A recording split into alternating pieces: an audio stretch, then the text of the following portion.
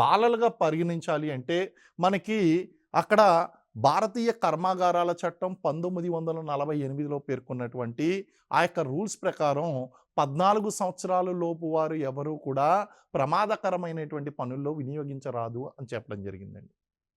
అంటే ఇక్కడ బాలలు అన్నదానికి డెఫినిషన్ ఇవ్వలేదు. ప్రమాదకరమైనటువంటి పనులు ఏ వయసు వారు చేయకూడదు అన్నదానికి 14 సంవత్సరాలుగా నిర్ణయించారు.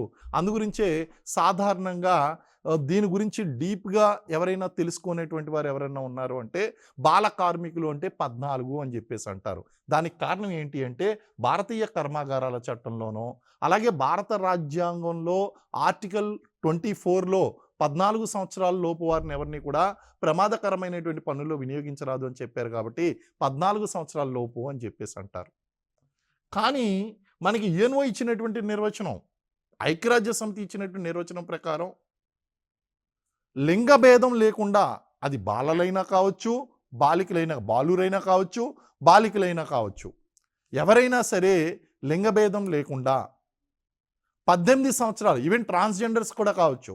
సో 18 సంవత్సరాలు లోపు వారు ఎవరైతే ఉన్నారో వాళ్ళందరినీ కూడా బాలలుగా